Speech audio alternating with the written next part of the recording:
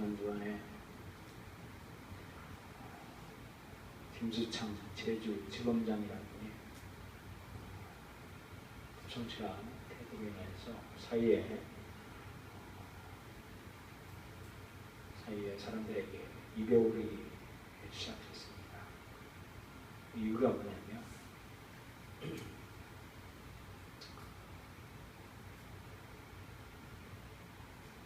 도덕적인 순결의 문제를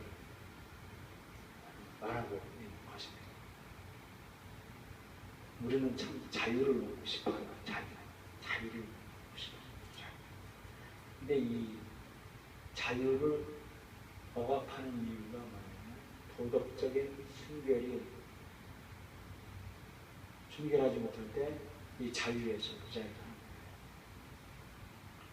이 그 자유의 능력, 이 성령의 능력이 제동 걸리는 능력이 뭐냐면 도덕적인 순결에 걸리기 때문에 많은 유명한 목사님들, 그 유명한 사회 정의 목사님 도덕적인 순결의 문제, 이 문제를 인해서 힘들어서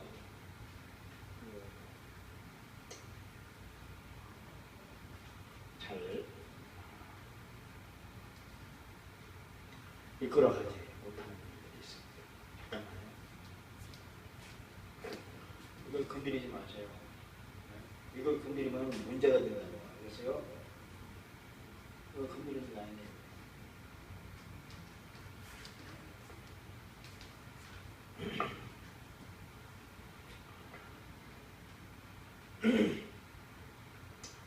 잘 나가는 사람이 있어요. 잘 나가는데 유능합니다. 똑똑하고 잘 나가요. 그런데 뒤에 끝에 자유롭지 못하는 이유가 도덕적으로 순결하지 못할 때 자유를 빼앗겨요. 능력을 빼앗겨요. 우리 그 상세의 과정을 한번 제가 그림을 따왔어요. 우리들이 욕구가 있습니다. 욕구가 있고 오늘날의 사회 수위가 이렇게 있어요. 이만큼 사회적으로 수위가 있습니다. 우리가 처음에 자유를 얻는데 육체적으로 내가 통제될 때 참된 자유를 얻고요. 그리고 심리적으로 조화로울 때 저희들이 자유를 얻고 영적으로 지배적일 때, 지배당할 때, 영적으로 성령의 지배당할 때 이런 사람들은 정상일 때 참사랑과 균형을 이룬다는 거예요. 목사님 글씨를 크게 하든지 앞에 앉으세요. 앞에. 도덕적 자유를 향한 단계별 행동들이 있는데 이 도덕적으로 이 순결하지 못할 때 이런 패턴을 보인다라는 겁니다. 우리가 음란한 생각과 이 사치가 뭐냐면 남의 것을 불법적으로 빼앗는 걸 말하는 거예요. 사욕, 이 사치 이런 것들은 처음에 어디서부터 오냐면 천성적인 호기심으로 어떤 사람이 오는데요. 이게 하늘에서부터 내려오는 그 호기심인데 이 호기심으로 인해서 음란을, 사치를 하게 된답니다. 그러면 양심에 찔린대요. 양심에. 그리고 양심에 찔리면 육적인 욕심에 초점을 둔다. 육적인 삶에 초점으로 둔다. 그리고 하나님의 말씀을 의심하게 된다는 거예요. 하나님 뭔가 하나님이 먹지도 말라고 했던가 먹으면 죽는다고 했던가 하면서 하나님 말씀을 의심하게 되고 자의 양심을 어긴다는 거예요. 그리고 죄의식이 깨어난대요. 그러면 세속하고 육체의 혼이 지배를 당한다는 거예요. 그래서 영적으로는 가짜 종교 생활을 하는 거예요. 가짜. 그리고 심리적으로 가짜 지성을 얘기를 하고, 그러면서 예수 믿는 사람이 싸우면 되나, 예수 믿는 사람이 화내면 되냐라고 하면서 평화 부르짖는 것이 이제 가짜 지성주의, 종교주의. 근데 예수님도 싸웠어요. 불의에 타협하지 않고 싸웠어요. 목숨을 바쳐 싸운 거예요, 예수님이. 그만큼 예수님이 전쟁에 능력, 심지어요 마귀, 사단, 뱀의 자식들이라고 욕을 넣는 예수님이 그렇게 심각하게 했어요. 이게 뭐냐면 타협하지 못한 아주 영적인 상태입니다. 간증을 한 그 교도소 소장이었던 이름이 있는데 갑자기 생각나요.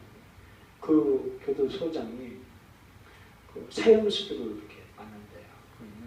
그런데 처음에는 막 얼마나 막 하늘다 빼놓듯이 막 평화해야 되고 싸우지 마세요 하면서 존댓말을 막 하고 막 그런 성자가 없답니다. 그런데 사형 날짜를 딱 집행하고 사형 집행 날짜를 딱 되면요 표독스럽게 되는데요. 표독스럽게 저주하고 막 이게 가짜 지성주의, 가짜 종교주의다.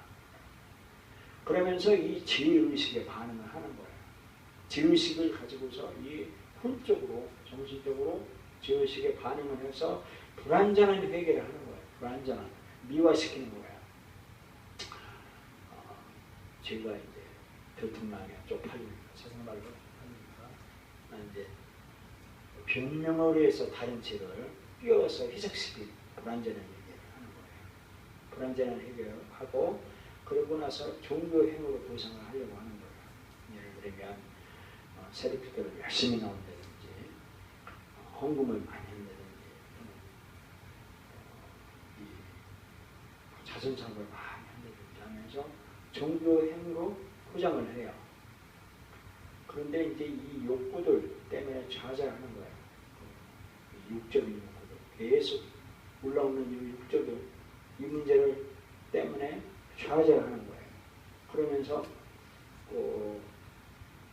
돈이 아까운 거예요. 하나님 앞에 바치는 거예요. 아깝고. 그러면서 성경 말씀을 이제 재검토하는 거예요. 재검토해서 성경을 이제 희석시키고 성경을 다른 쪽으로 이렇게 해석시켜가지고 이단들이 그러잖아요. 이단들이 그 여호와의 증인들 이단들이 이단으로 전도당했다가 다시 기독교에서 받아들였다가 또다시 이단으로 전도해서 내팽개침을 받았어요.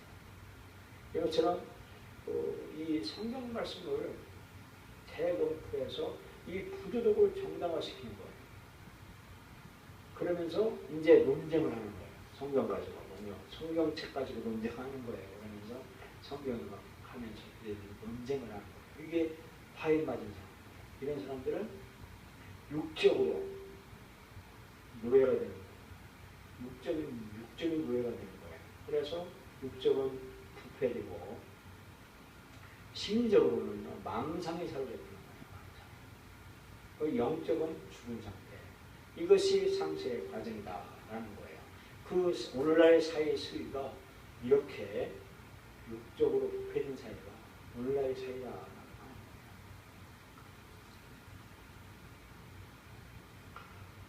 다시 들어갑니다. 그러면 도덕적 자유를 갖는다는 것은 무엇이냐 하면 육체적인 욕구를 통제시키는 것, 내 육체적인 욕구를 성령 아래 통제시키는 것이 이 도덕적 자유이다. 우리의 육체적인 욕구를 영적인 그 성령의 힘으로 바꿔줘서 우리의 속사람이 다른 사람에게 유익을 주는 이런 말씀을 말해주고 있습니다. 나를 믿는 자는 성경의 이름과 같이 그대에서 생수의 강이 흘러나리라.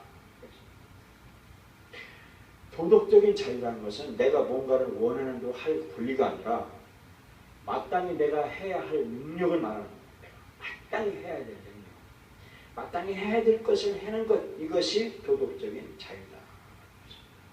하나님의 영에 의해서 성령에 의해서 성령의 사람으로 성령을 할 수 있도록 하게 하는 것, 그것이 에베소서 3장 16절에서 19절에서 말씀해주고 있는 겁니다. 그러니까 하나님은 우리가 도덕적인 자유에 도달하도록 우리를 어떻게 설계했냐면 우리의 욕구가 성령의 지배를 받게 하도록 하나님께서 그렇게 만들어졌다는 겁니다. 그렇게 설계가 되어 있대요. 그리고 우리가 심리적으로 조화로운 거예요. 뭔 조화냐? 성령과 내 육적인 욕구를 조화롭게 하는 것. 이게 하나님의 설계라는 거예요. 우리는 예수 믿는 사람은 성령의 사람이기 때문에 결혼도 하지 않냐, 이 사랑도 하지 않냐. 아니에요. 하게 만들었어요. 하나님이 그렇게 조화롭게 만들었어요. 그래서 성령의 지배를 받고 육적인 통제심으로 이 통제된 생활을 하게 만들어졌다라고 말씀해주고 있는 것이 데살로니가서 5장 23절에 말씀해주고 있습니다. 평강의 하나님이 친히 너희를 온전히 거룩하게 하시고 너희 영과 혼과 몸이 우리 주 예수 그리스도께서 강림하실 때 흠없게 거듭되기를 원하노라.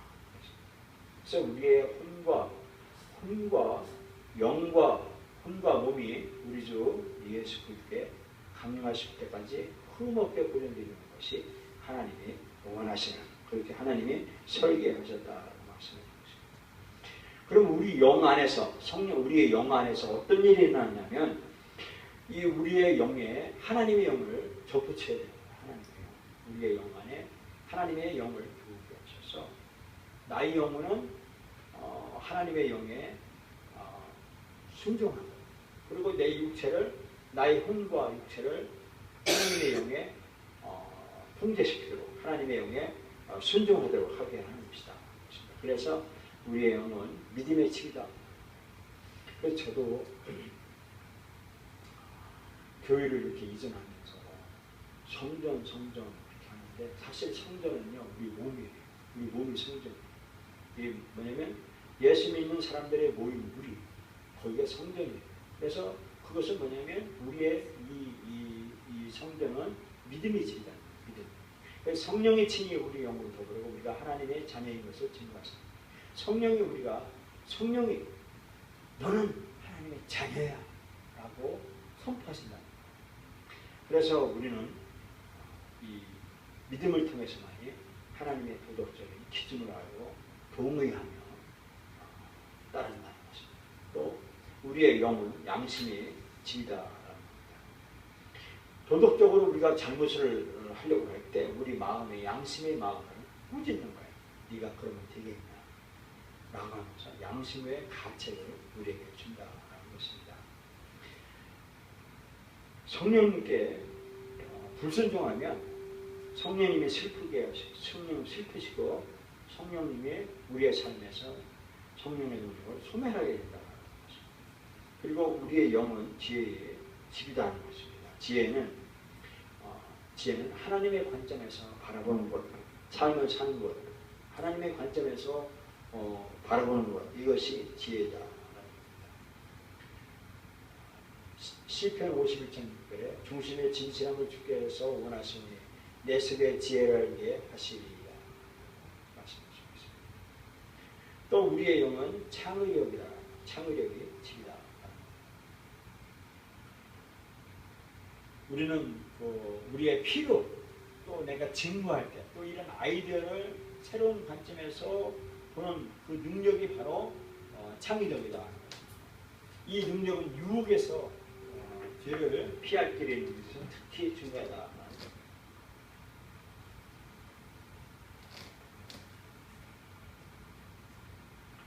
사람이 감당할 시험받기는 너희에게 당한 것이 없나니 오직 하나님은 믿고자 너희가 감당치 못할 시험당을 허락하지 아니하시고 시험당할 쯤에 또한 피할 길을 내사 너희를 능히 감당하게 하시느니라. 그리고 우리의 영은 사귐의 집이다 라고 말씀드렸습니다. 이 교제한다는 거, 사귄다는 거, 친밀한 관계는 영과 영의 문제라는 거예요. 이게 혼적인 관점이 아니라는 거예요. 영과 영이 서로 통하면 이 사귐이라는 거예요. 친밀한 관계라는 겁니다. 이 프렌드십, 무정은 혼의 관계라는 겁니다. 그래, 요한일서에 보면 저가 빛 가운데 계신 것 같이 우리가 빛 가운데 행하면 우리가 서로 사귐이 있고 그 아들 예수의 피가 우리 모든 죄에서 깨끗하게 하실 것이요. 그렇습니다.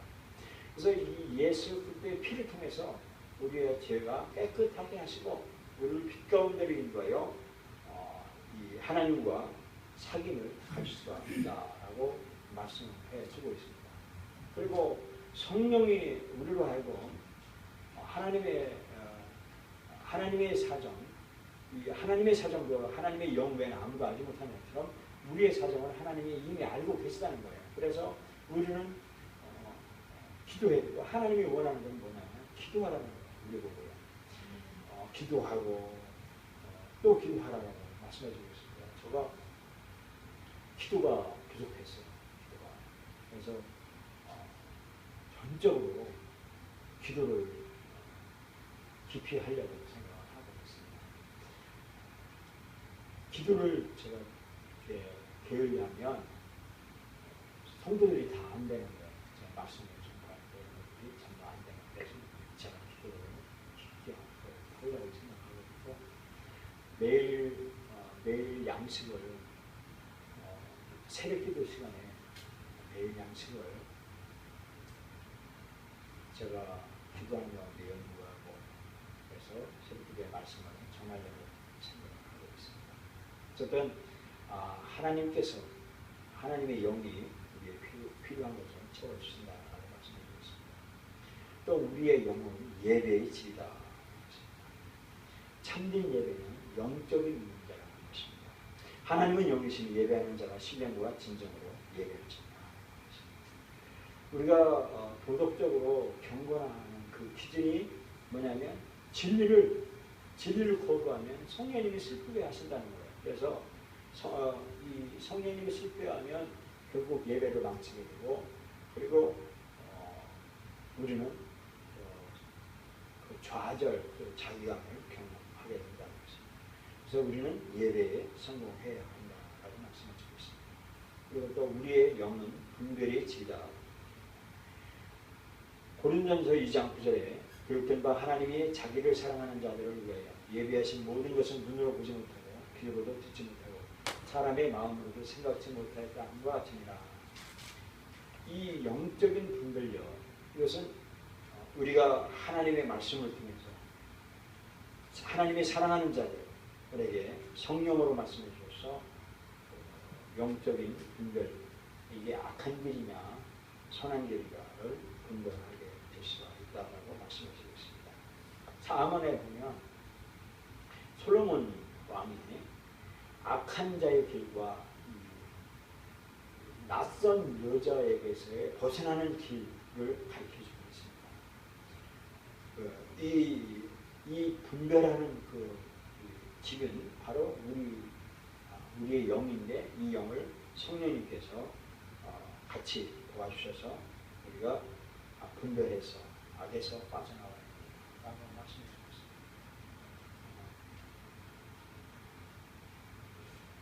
저는 이렇게 순환을 잘 말하고 이게 순환이 잘 돼요. 이게 제 영혼을 제 육체에 신장에서 신장 박동을 주면 이제 대동맥을 통해서 모세혈관을 통해서 이제 정맥으로 해서 이제 다시 들어와서 정화돼서 피가 순환돼서 영양을 공급하고 이런 길의 흐름이 있고 경락의 흐름이 있고 이 바로 이것이 순환이 잘 돼야만이 건강한데 이 순환을 바로 성령의 도움을 받아서 해야 된다고 말씀하죠. 우리의 혼안에서 어떤 일이 일어나는가? 우리는 영과 혼과 몸이 있다라는 겁니다. 우리는 로마서 8장 6절에 보면 육신의 생각은 사망이요 영의 생각은 생명과 평안이라. 육신의 생각은 하나님의 원수가 되나니 이는 하나님의 법에 불법치 아니할 뿐 아니라 할 수도 없습니다. 육신에 있는 자들은 하나님을 기쁘시게 할 수 없느니라 말씀해 주셨습니다. 우리 여기 보면 영과 육과 이 혼과 육이 이렇게 나옵니다. 영은 하나님의 말씀에 영적인 감각, 영적인 인지 능력으로 이 정보를 하나님의 말씀을 받아들여서 우리의 혼으로 받아들이는 겁니다. 혼으로 받아들이고 또 우리는 우리의 몸 육적인 정보를 이 물질적인 정보, 물질적인 감각이나 인지력 이런 것들을 물질적인 이런 정보를 혼으로 받아들이는 거예요. 그래서 이 혼에서 우리는 지정의를 통해서 사물을 바라보고 우리의 행동을 하게 되는데, 그리고 이 행동을 우리가 결정을 하고 그 결정에 대한 책임이 나한테 있는데, 그런데 그 결정의 정보를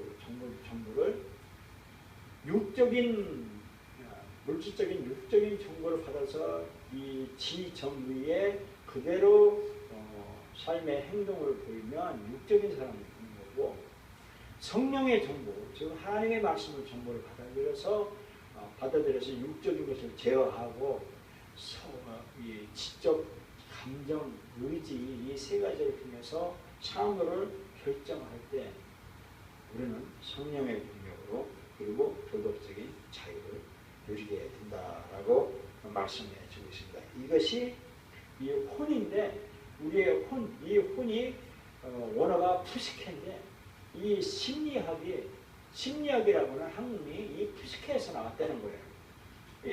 이 혼의, 우리의 혼, 이 정신이 존재가 이 집행 기능을 감당한다는 거예요.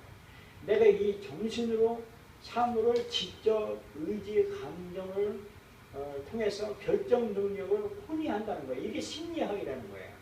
그것이 이 헬라어 푸시케에서 나왔다는 거예요.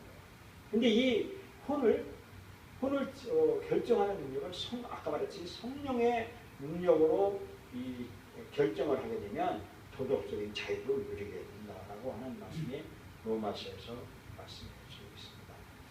그래서 우리는 성령님 안에서 강건하도록 지식과 감정과 의지가 성령님의 통제 안에 결정되도록 우리는 훈련을 해요.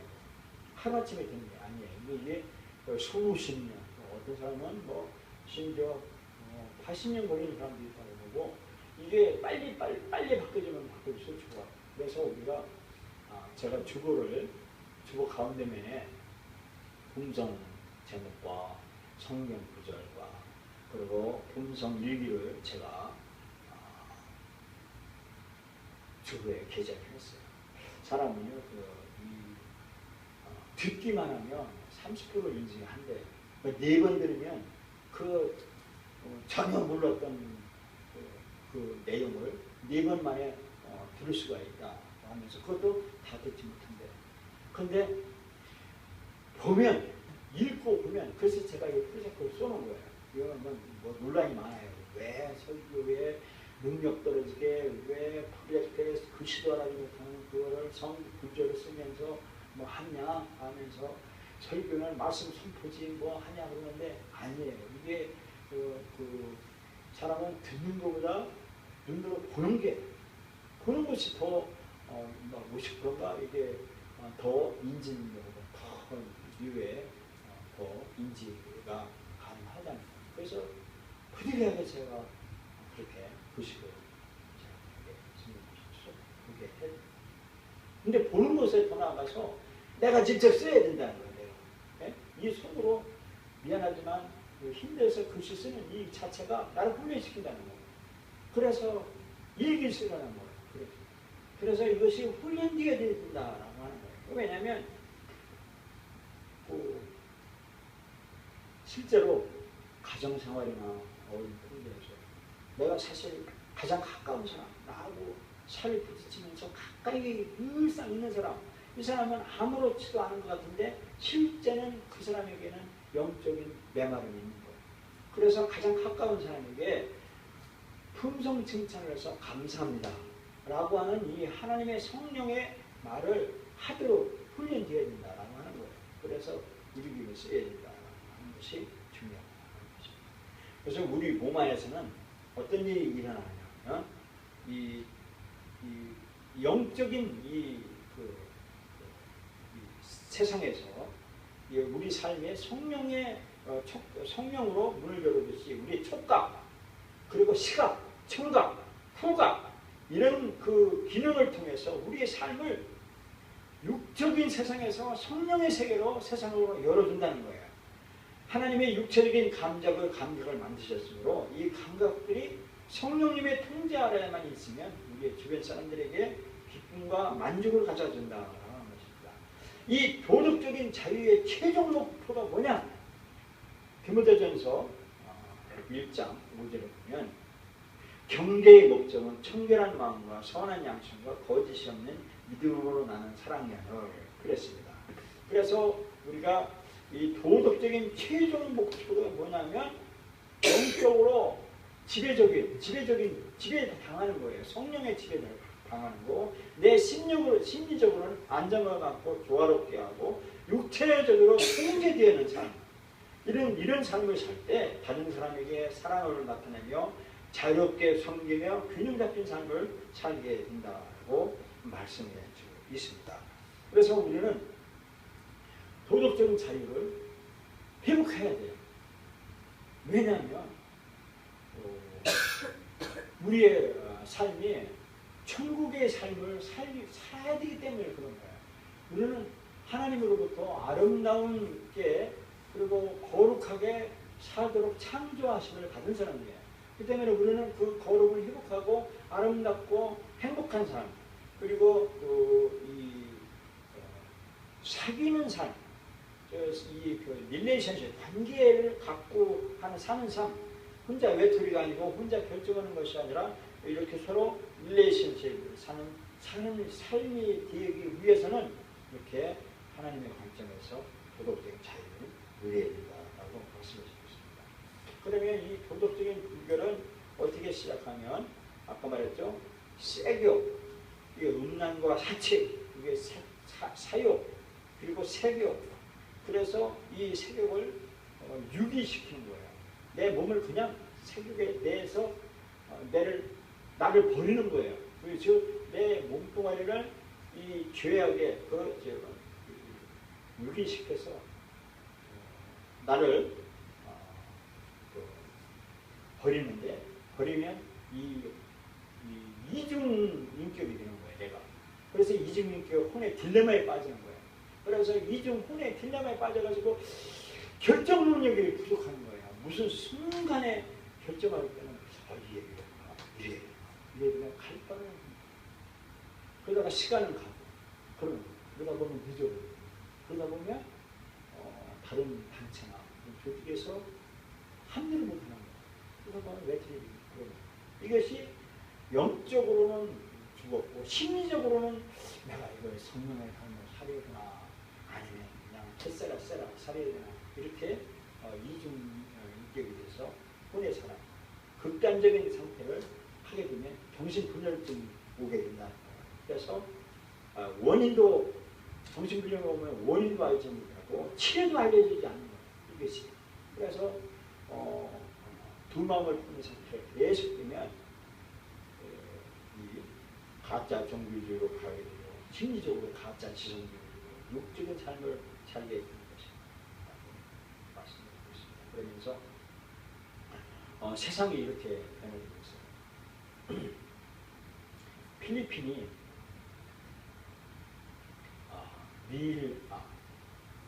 미일 전쟁 때 일본이 전쟁을 일으켰을 때 필리핀이 일본에 침략을 받았어요.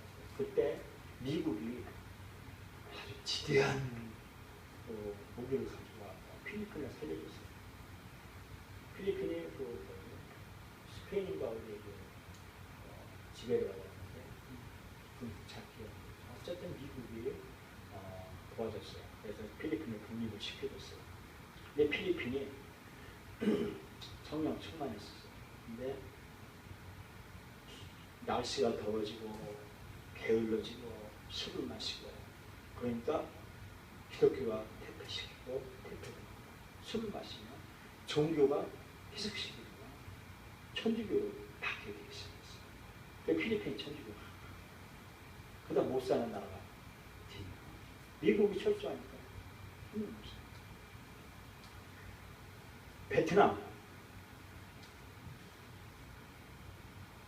베트남이 미국이 도와줬어요.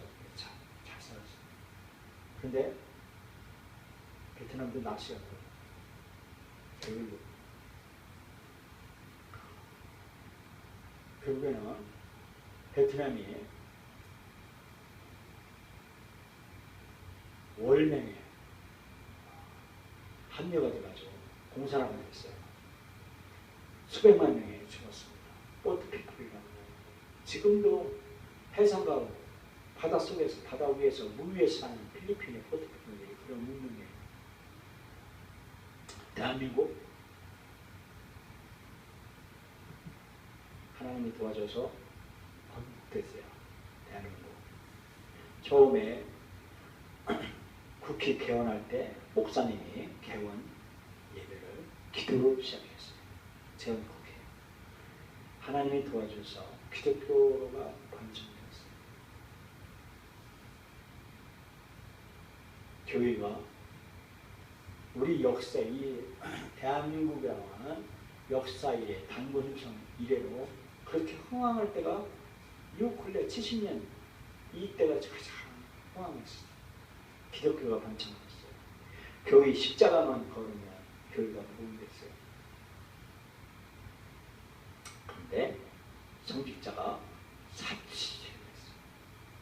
사유, 헌금한 걸 가지고 개인 사유화하고 그리고 가난한 사람을 바라봤어야 돼.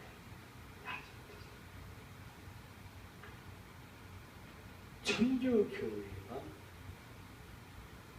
술을 허용하잖아요.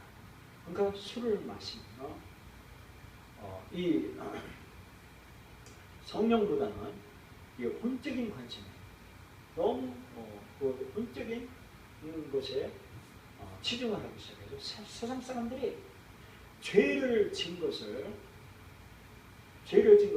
기독교에서도 회개하라고 하는 말이 사라졌어요. 강남 같은 경우에 강남에 있는 목사님들은 회개하라, 죄 문제, 뭐 음란, 간음 이런 설교를 단어를 잘 구사하지 못한다는 거예요. 그러면 이 불이익당하기 때문에 교회가 숫자가 줄어들기 때문에 하지 못한다는 그런 말을 해요. 그러면서 이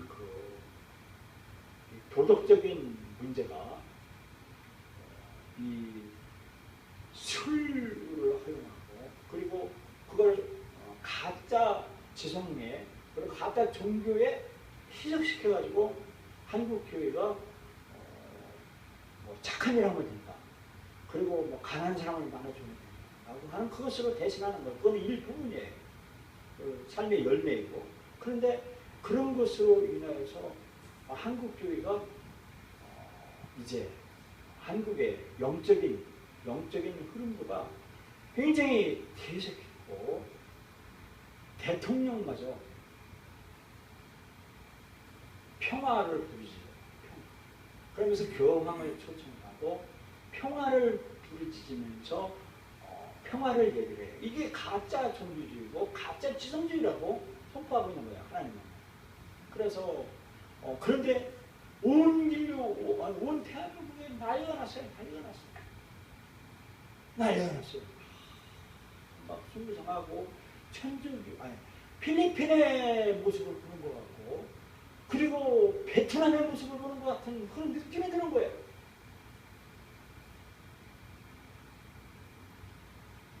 이런 느낌은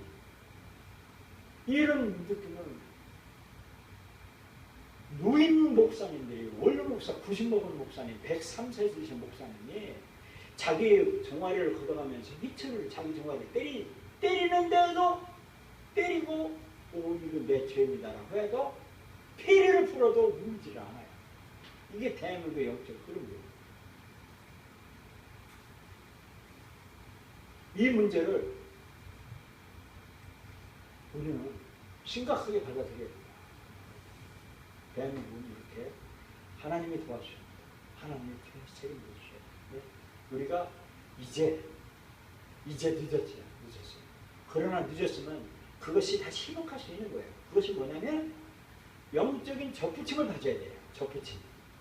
이 접붙임을 가져야 되는데 그 접붙임이 뭐냐면 내 몸을 성령의 말씀, 하나님의 말씀으로 내가 접붙임 받아야 돼요. 그리고 이제부터는 그동안에 있는 모든 죄를 예수님 앞에 다 감당하시고 이제부터는 하나님의 말씀을 접붙여서 하나님의 말씀에